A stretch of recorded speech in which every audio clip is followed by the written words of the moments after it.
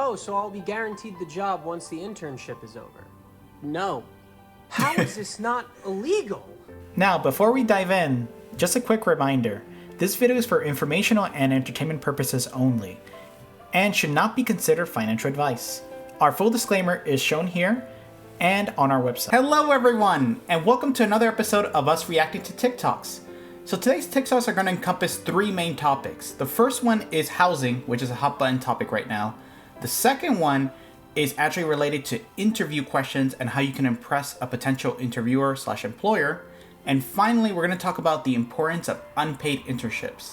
So let's dive right into some videos today on TikTok and see what the creators have to say about these topics. So this very first video is from a creator called Humphrey Talks. Let's see what he has to say about index funds. Funds that you need to buy and hold for life. First is VTI. This is Vanguard's total stock market fund, which tracks all of the stocks in the US, and buying shares of this will let you buy a tiny piece of every company on the US stock market. Since 2001, it's provided an average annualized return of 8.88%. Number two is SCHD. This is a dividend equity ETF by Charles Schwab, and this gives you consistent dividend income every quarter. But because of this dividend income, it's not going to provide as much growth as some of the other ETFs on this list. Up next. So let me just mention why dividend-related stocks don't grow as much as stocks that don't provide as much dividends. The reason for that is because dividend stocks tend to actually pay out the profits to investors, usually every quarter. And this is the reason why they don't grow as much, because stocks that don't pay dividends tend to actually use their profits to reinvest into the company, and this is what makes it considered a growth stock versus a dividend stock. So essentially, this is the reason why dividend stocks don't grow as much, is because they keep sharing their profit out instead of reinvesting it back into the business. Next is VOO, the Vanguard S&P 500 ETF that tracks the top 500 companies in the United States. Now, historically, the S&P 500 does about 8% per year in terms of growth, but in the past 15 years, it's overperformed that at 14.55%. Fourth, we have QQQ, and this tracks the top tech and growth stocks. Now, this ETF will be higher growth, but can be more volatile than, say, your S&P 500 ETF. If you have any questions, let me know down below, and follow me for more investing videos. Here are the only Alrighty, so let's walk through, each of the stocks that he mentioned. The first one tracks every single stock that's out there. The reason it doesn't grow as much is because you have a lot more cushion across your industries. So essentially, tech usually booms during an economic boom, while usually during an economic recession, it decreases and contracts. While other industries such as fast food, Walmart, and all these other items, they tend to do pretty well during a recession. So this is the reason why you have your highs and lows, and it doesn't grow as much because of that. So usually these stocks like Walmart, McDonald's, all these kinds of stocks, they don't grow as much because they are more dividends related stocks, so they don't grow as much. Now, because it's in the mix there, that's why it doesn't grow overall. Now, the second one is the second one he mentioned was literally dividend stocks. So that's why they don't grow as much, because they don't reinvest back their profits into the business and effectively become growth stocks. The next one is the S&P 500. Most of the S&P 500, to be honest, is made up of tech stocks. So this will be like your Apples, your Amazons, your Nvidias. All of these stocks tend to be the higher, capital stocks, and that's what makes up most of the S&P 500. Because of that, usually they do tend to skyrocket in value. A lot of these stocks are valued in the trillions and make up the S&P 500, which makes them really critical growth stocks overall. Now, the last one he mentioned is all tech stocks.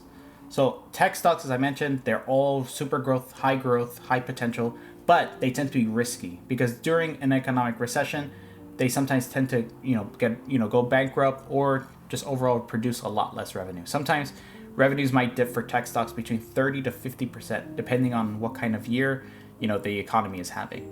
So let's dive right into the next video now. So this next video is from FM Smith 319. So he's gonna actually talk about the housing market and the different and how the housing market has changed over the years. 150K is not the new 60K, but it is when it comes to housing. This house is for sale for $450,000. Do you want to guess what the monthly payment would be today? $3,700. Now, do you want to take a guess on what this sold for just 8 years ago? $200,000. And you know what the monthly payment was? A whopping $1,300. Now, for the average family in 2016 was making $60,000. This house was only about 26% of their gross income. They could qualify, they could easily move into this beautiful house. Fast forward to today, the median household income sits around $80,000. First of all, they cannot qualify for this house, but for it to feel the exact same as those individuals in 2016 who bought this house, they would need to make $170,000 for it to be 26% of their gross income. And then you have people accusing the Gen Zers and millennials of being fancy and wanting too much. That house was average just 8 years ago, but now it's looked at as way out of the price range where you need to make $170,000. Stop exaggerating. So this is actually correct. In most cases, wage growth has not kept up with housing prices, especially post-pandemic. Post the COVID-19 pandemic, housing prices boomed. And the main reason it boomed was because of two factors. The first thing was that there was a lot of people out there selling houses during that time. And plus, interest rates were super low back then. Interest rates were ranging between 2 to 3%. So most people were able to lock down, their interest rates pretty low. But at the same time, there was something called bidding wars. So these bidding wars basically made asking prices, shoot up. And there were some times where people were paying $60K over asking price. So this became the new norm for housing prices. Which overall, it was a crazy mess back then. A lot of people secured houses, but at the same time, this did boost up the value of houses because there were just so many people out there who wanted homes. And even nowadays, supply does not meet the demand of how many people want houses, and it's overall chaos out there. So, what does this do now to the overall wage growth? Overall wage growth has only grown usually 2 to 3%. While housing prices on average have grown between 8 to 15%, and in some areas even up to 20%. So overall, it's pretty chaotic out there, and it's not really stabilizing right now. Nowadays, the only way to mostly get into a house is either to make more money or to actually have a partner who makes almost as much as you do. So essentially, you actually sometimes require 2 to 3 incomes just to get into a house. So overall, it is true what he's saying. It is tough out there. But the only way to actually make it work is to continue to build as much as you can, build up your savings. So now, instead of taking 2 or 3 years to save, you might need to take 5 years, sadly. And it's just the reality of how the market is right now. So, let's move on to the next video. The next video is from Realistic Recruiting. And he has some tips for us on how to actually make, really great responses to interview questions. To ask good questions in a job interview if you want to get the job. The reason is because most managers and companies want to hire curious people who give a crap about what they're doing. People don't want to hire anyone who would just take any job. People don't want to hire anyone who just doesn't care. So here's some generally good questions to ask of a hiring manager.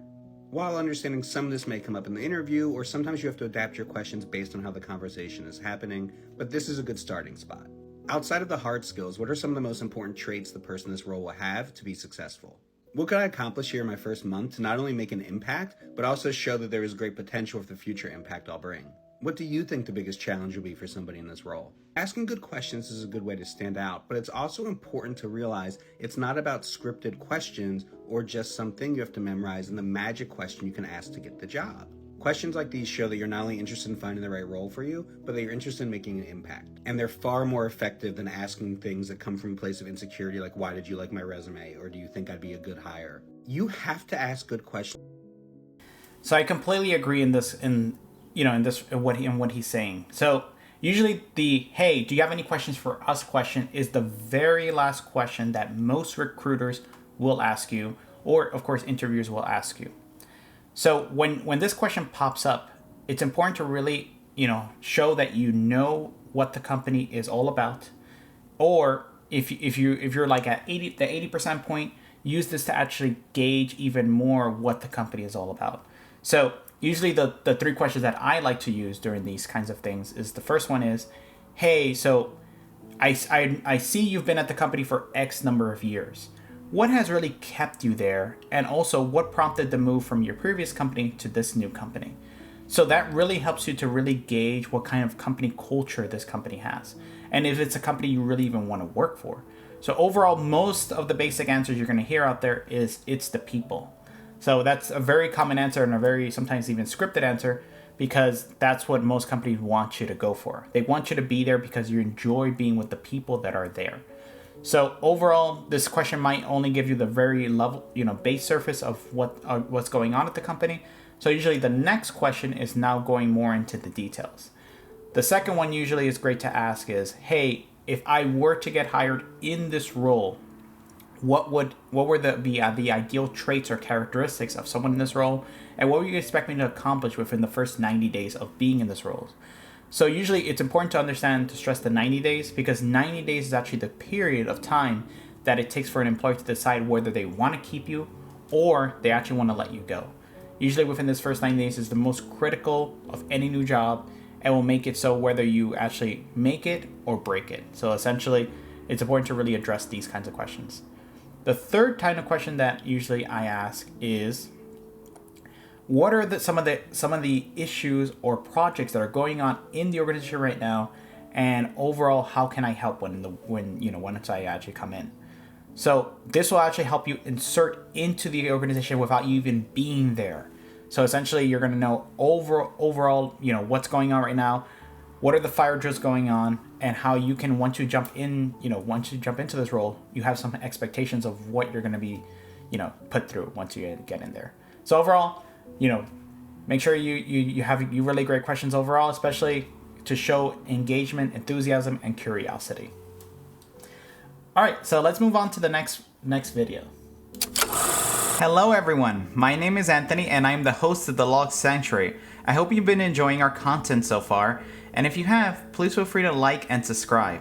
Also, we have our website up here, and we also have some socials down here, and as always, leave your comments down below. This next video is from Very Rich Comedy. Let's see what he has to say about unpaid internships. I'll be working 40 hours a week, yes. And you said I'll be working just as hard as your actual employees, maybe a little bit harder, I think you said. That is correct. But you won't be paying me. Not a cent. This is an unpaid internship. I mean, you basically just got a brand new employee who's gonna work for free. You might not be getting paid actual money, but you'll be paid in experience. Oh yeah, I forgot experience can pay for food.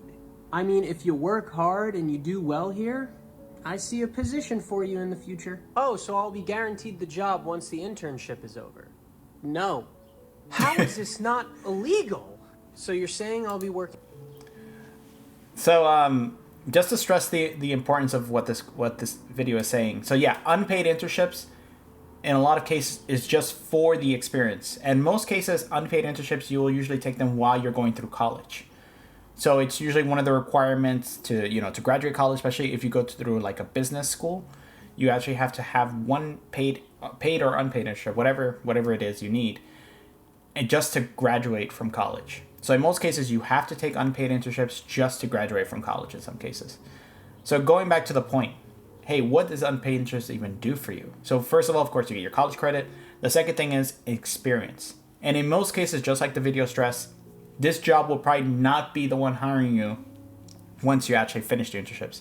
And the main reason for that is because while you're going through the internship, you probably don't have your degree, you don't have much experience. And in most cases, a lot of jobs do want a little bit more experience before they actually hire you, especially jobs like, so a few unpaid internships that I've worked at is a company called like Edison, which is an electric company. And overall, they didn't want to hire me because I didn't have my 4-year degree, of course, and I didn't really have much accounting experience at that time. So it's very common for this to happen. And overall, what you should do with these unpaid internships is use them to actually accumulate something on your resume, have some job experience. And then what I did when I actually had, I think, roughly 4 internships under my belt, is that I then used those internship experiences to do something called on-campus recruiting, which usually you can start applying within your 3rd or 4th year of college, and do that instead of just applying for a regular job, because on-campus recruiting usually gives you the benefit of only competing with other students, and usually these organizations don't mind that you don't have much experience, but at least you have something. Because most of these are entry-level jobs that usually require little to no experience. So, let's move on to the next video. So, this next video is from Zachary Loft. And he's going to talk about the first, when did someone actually buy their first home by age? Normal first-time homebuyer in 1991 was 26 to 27 years old. By 1999, they moved all the way up to 28 to 29 years old and slipped into the 30s by 2008. By 2016, it was at 31 years of age, and by 2019, you had to be 33 years old on average to buy your very first home. But do you know what it was in 2024? In 2024, the median age of a first-time homebuyer in America was 38 years of age. And let me tell you right now, you can clip it, 40 will be the number in 2025 because there's no signs of it going down. The age of a Wow, that was a shocker overall. So now to explain why this is occurring. So the main reason this is occurring is because wage growth is not keeping up with housing prices. Housing prices have increased, sometimes between 200 to 300% from that time that he mentioned. And the reason for that is because housing prices on average grow between 8 to 12%, while wage growth barely scrapes by 2 to 3%. So the reason that the average median age amount is increasing is because usually as you get older and you're more stabilized in your company, you're usually at a higher position. So you move. So an easy example is in the accounting industry, usually by your 40s, and this similar to this video, you're most likely a controller making around $165,000 to $250,000 a year, versus when you're in your 30s, usually you're probably like something called an accounting manager. And an accounting manager usually only makes between $120,000 to $130,000. So in most cases, that's probably not enough to qualify for even the average home nowadays, which is like $400,000 to $450,000. So overall, this is the reason why the median age is increasing for first-time home buyers, because it requires a lot more income to get into your first home. So this concludes Reacting to TikToks episode 10. I hope everyone out there has a blessed day, and adios. Keep doing what you're doing. You're doing an amazing job, and I'm wishing everyone out there all the best. All right, until next time, adios.